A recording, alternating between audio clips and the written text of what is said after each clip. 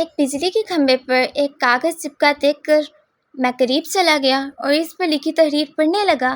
لکھا تھا، برائے کرم ضرور پڑھیں، اس رستے پر میرا 50 روپے کا نوٹ کھو گیا ہے، مجھے ٹھیک سے دکھائی نہیں دیتا، جسے بھی ملے برائے کرم پہنچا دیں، نوازش ہوگی۔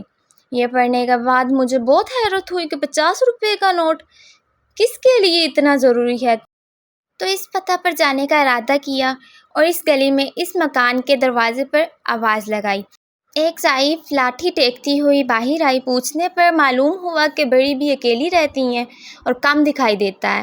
میں نے کہا، ماں جی، آپ کا 50 روپے کا نوٹ مجھے ملا ہے، اسے دینے آیا ہوں۔ یہ سن کر بڑھیا رونے لگی۔ بیٹا، ابھی تک قریب 50 لوگ مجھے 50 روپے کا نوٹ دے کے گئے ہیں، میں ان پڑھ ہوں، ٹھیک سے دکھائی بھی نہیں دیتا، معلوم نہیں کون میری اس حالت کو دیکھ کر میری مدد کرنے کے لیے لکھ کر چلا گیا۔ بڑا اصرار کرنے پر مائی نے پیسے تو رکھ لیے، لیکن ایک درخواست کی کہ بیٹا وہ میں نے نہیں لکھا، کسی نے میری مدد کی خاطر لکھ دیا ہے، اسے پڑھ کر پھاڑ دینا بیٹا۔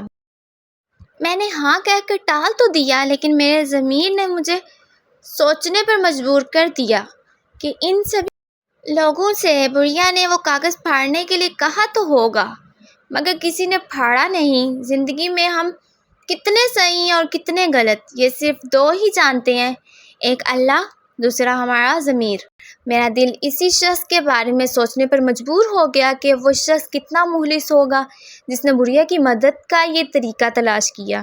ضرورت مندوں کی مدد کے لیے کئی طریقے ہیں۔ میں نے اس شخص کو دل سے دعائیں دیں کہ کسی کی مدد کرنے کے لیے کتنے طریقے ہیں، صرف مدد کرنے کی نیت ہونی چاہیے، راستہ اور رہنمائی اللہ کی طرف سے ہو جاتی ہے۔